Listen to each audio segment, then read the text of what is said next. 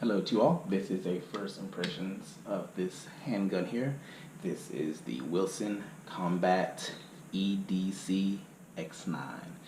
I have dipped my toe in for the first time into custom 1911s.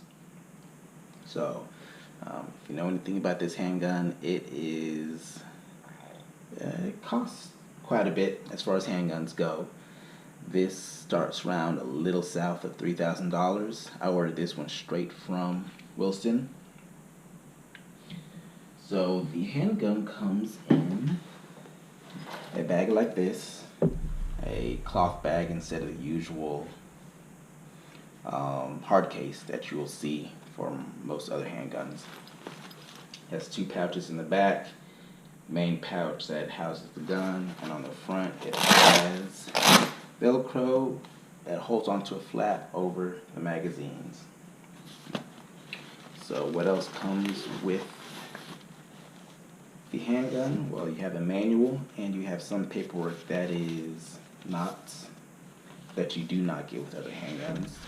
Usually you have a test target, but that is not uncommon. But down here they give you some more information about your pistol and the experienced master pistol smiths that work on your handgun. So on this one, Jeff, Adam, Tom, Rusty, Trey, Cooper, thank you. They worked on this handgun to make sure it was working as it was intended. Also, they have the checklist of what all is inspected during the custom build process. They initial off on it, so somebody with EJ or ET initials, they made sure the frame to slide fit was good, the feed ramp was properly cut, slide meets WC Wilson Combat cosmetic standards.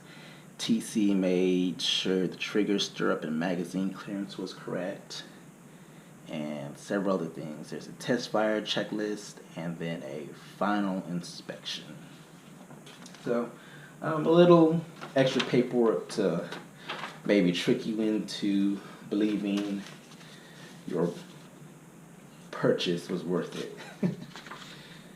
I also did order some extra magazines. They are not the cheapest. They're no more expensive than regular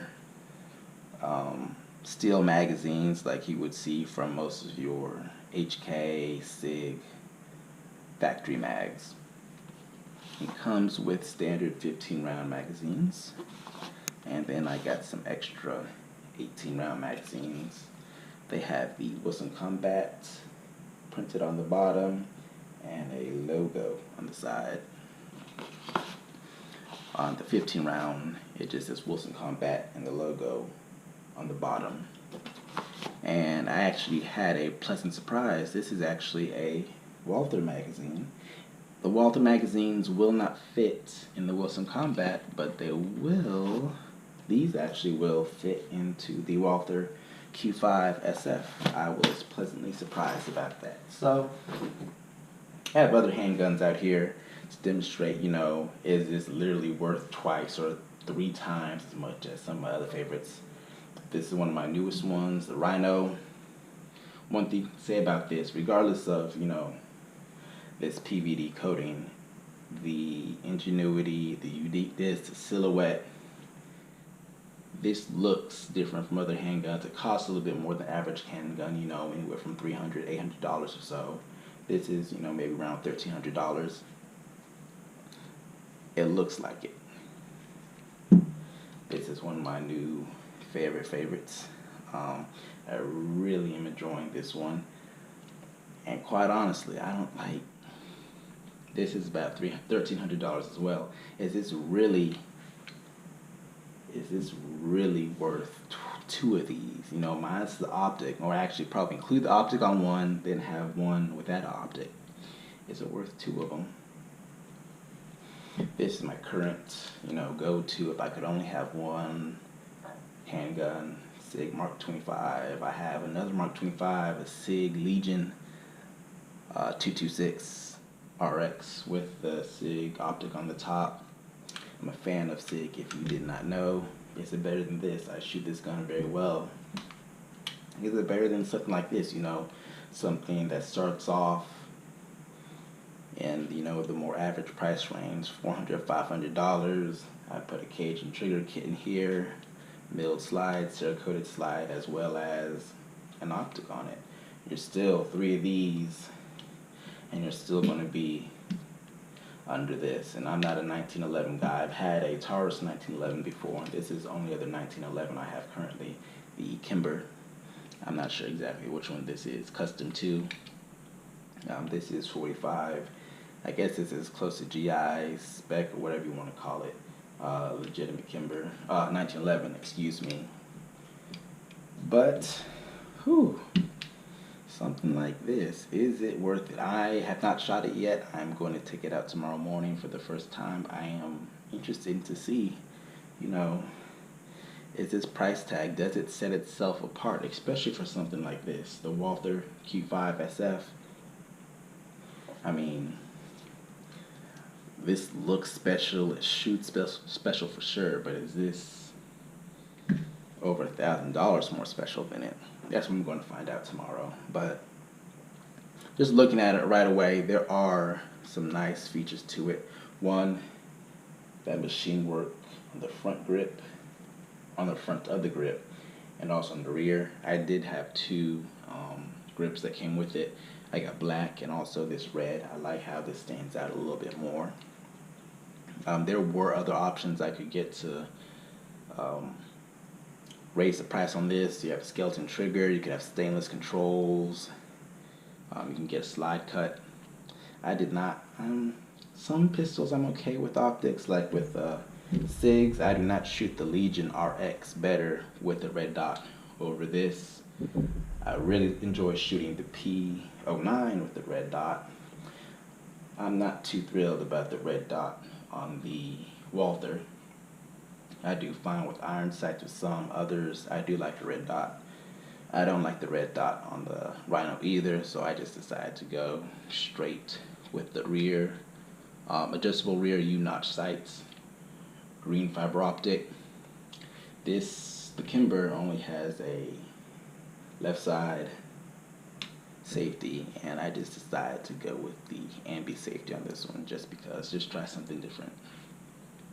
One thing that is different that I noticed, so with the 1911,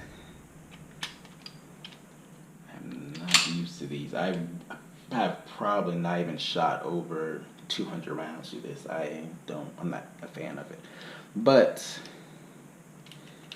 grip safety, I'm not used to that. Alright, so when the hammer is down and you want to, you know, rack the slide on any handgun, there's a little bit more force that is needed.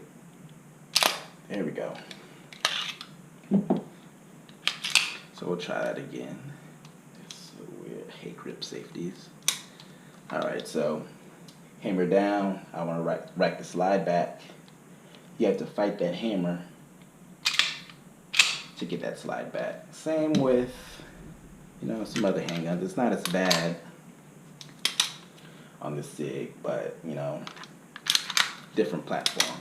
But that being said, on the 1911, when the hammer is down on the Wilson Combat, it is still so smooth just to get that hammer out the way and just racking this slide right here. Oh, that lock up, that travel, that is nice. Oh man, it's nothing special. The Walther does shoot nice. It does shoot better than other pistols, but you know, it's racking the slide. It doesn't have a special feel to it, but racking the slide on this Wilson, that is nice. I have honestly just sat there and just done this.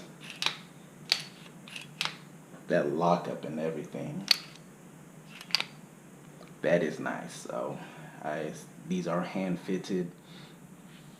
Right there, that speaks to, you can feel some of the quality. There's definitely, you know, a different feeling already as far as locking it back.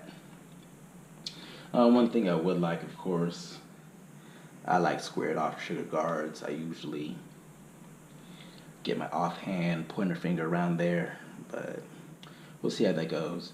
I'm happy they do not have a grip safety. There is another model above this one that does have the grip safety. It's a single stack 9mm. I forgot the exact name, but that one's like even $1,000 more. But I'm fine with the one without the grip safety. Oh man. But as I said, I have not shot this yet. I'm going to take it tomorrow. I'm going to take the Walther out tomorrow. I'll take the Kimber just because. And my favorite to see, you know, how they compare against something that costs significantly more than these other handguns right here. Is this worth it? I'll go over all the other features and everything, some specs in the other video, as far as the weight, barrel length, and other features on this. But let me show you the trigger pull on here, I guess. I still do not have a gauge, but there's just a little take up right there. Man. And for the reset, very short reset. And pull again. And the reset.